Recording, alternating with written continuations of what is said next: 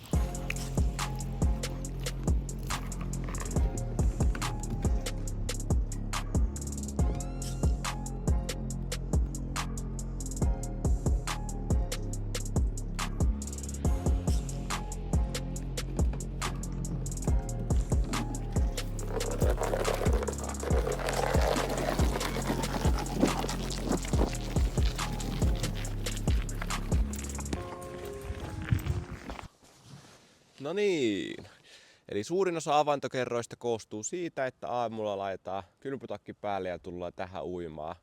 Jonkun verran olen myös käynyt noissa julkisissa saunapaikoissa, missä on avanto. Sekin on ihan jees.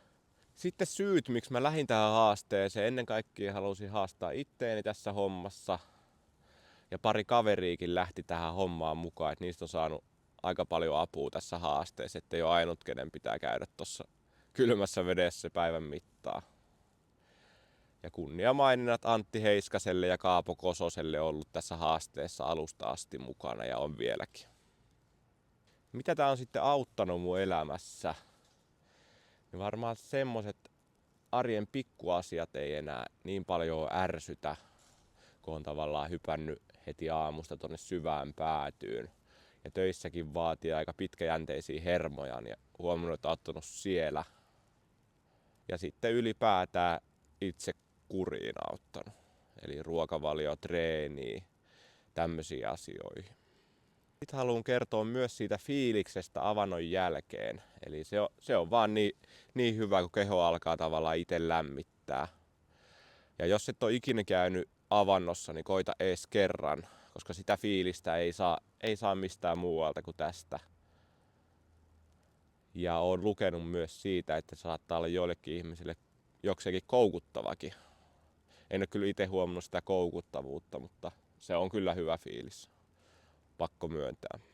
On ollut kyllä jossain vaiheessa aika rankkaa. Ainakin kun olin kuukauden putkeen melkein kipeänä, niin silloin kyllä vähän ärsytti mennä tonne kylmään veteen, kun oli kurkku kipeä ja vähän kuumettakin yhdessä vaiheessa. Sitten käynyt myös monissa avantosaunapaikoissa, vaikka enemmikseen käyn ilman saunaa, mutta ne on ollut kanssa tässä mukana ja se on ihan kiva lisä se sauna siihen. Ja varsinkin, jos et ole ikinä käynyt avannossa, niin käy saunan kanssa, vaikka ekan kerran, niin saat vähän osviittaa, että mitä se oikeasti on. Ollut myös muuten kehitteillä noista julkisista avantosaunapaikoista video, missä vähän arvostellaan niitä paikkoja, missä on itse käynyt.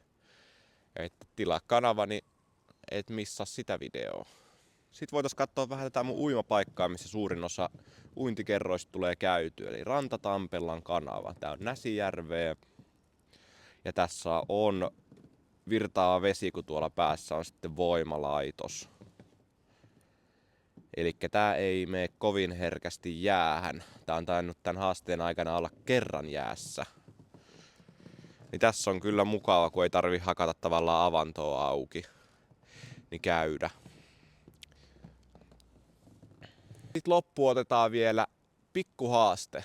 Eli jos mun kanava saa 1000 tilaajaa, niin mä oon plus 50 päivää haasteeseen, eli 200 päivää yhteensä.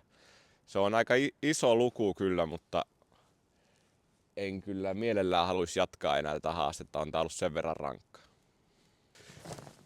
Kiitos kun katsoit videon ja nähdään sitten ensi videossa.